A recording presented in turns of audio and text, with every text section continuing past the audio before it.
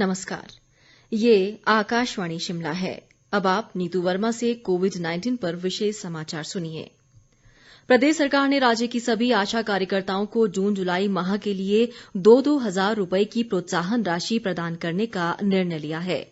मुख्यमंत्री जयराम ठाकुर ने आज शिमला से वीडियो कॉन्फ्रेंसिंग के माध्यम से प्रदेश की कोरोना योद्धा आशा कार्यकर्ताओं को संबोधित करते हुए ये बात कही।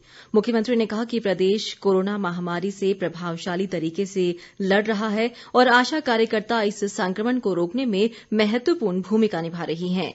जयराम ठाकुर ने यह भी कहा कि प्रदेश सरकार सामुदायिक स्तर पर कोरोना संक्रमण को फैलने से रोकने में सफल रही है, जिसका श्रेय आशा कार्यकर्ताओं को जाता है। मुख्यमंत्री ने कोरोना महामारी में अपनी अहम भूमिका निभाने वाले और एक्टिव फाइंडिंग केस अभियान को सफल बनाने में आशा कार्यकर्ताओं का आभार व्यक्त किया। जयराम ठाकुर ने कहा कि प्रदेश में पिछले दिनों से कोरोना वायरस के मामलों में वृद्धि हुई है, लेकिन इस महामारी से लड़ने का लोगों को अब अनुभव होने लगा है और उनमें इसके प्रति भय का माहौल कम हो रहा है। मुख्यमंत्री ने आशा कार्यकर्ताओं को सावधानियां बरतते हुए बाहर से आने वाले लोगों पर नजर रखने और क्वारंटीन अवधि के नियमों का सख्ती से पालन कराने को कहा। इस बीच प्रदेश में कोरोना वायरस के बढ़ते मामलों को देखते हुए राज्य सरकार ने बाहर से हिमाचल आने वाले लोगों को अब केवल मृत्यु या बीमारी की स्थिति में ही ई पास जारी करने का निर्णय लिया है। मुख्यमंत्री जयराम ठाकुर ने राज्य में पिछले 3 दिनों में कोरोना के 100 से अधिक नए मामले सामने आने पर चिंता जताते हुए क्वारंटीन नियमों का उल्लंघन करने और प्रारंभिक स्थान की जानकारी छिपाने वाले लोगों के खिलाफ सख्त कार्रवाई करने के निर्देश अधिकारियों को दिए हैं। केंद्रीय वित्त व कॉरपोरेट मामले राज्य मंत्री अनुराग ठाकुर ने कहा है कि कोरोना के संकट में केंद्र सरकार ने हर व्यक्ति तक राहत पहुंचाई है। कल दिल्ली से वीडियो कॉन्फ्रेंस के माध्यम से हमीरपुर में आयोजित पत्रकार वार्ता को संबोधित करते हुए उन्होंने कहा कि पिछले 3 महीनों में केंद्र सरकार ने कई कदम उठाए हैं ताकि आम आदमी सहित राज्य सरकारों पर भी अधिक बोझ न पड़े। अनुराग ठाकुर ने कहा कि लोगों को राशन पहुंचाने और राज्यों को विशेष आर्थिक लाभ देने के अलावा मध्यम वर्ग व उद्योगों के लिए 20 लाख करोड़ के आत्मनिर्भर भारत पैकेज की घोषणा की गई। उन्होंने कहा कि प्रधानमंत्री गरीब कल्याण योजना के तहत 80 करोड़ लोगों को 5 किलो गेहूं या चावल प्रति व्यक्ति वितरित किए गए।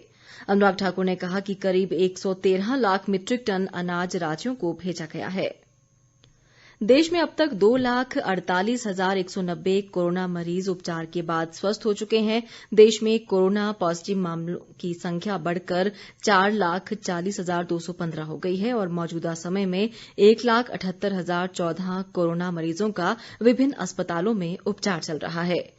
इधर प्रदेश में कोरोना वायरस के मरीजों की संख्या बढ़कर 756 हो गई है।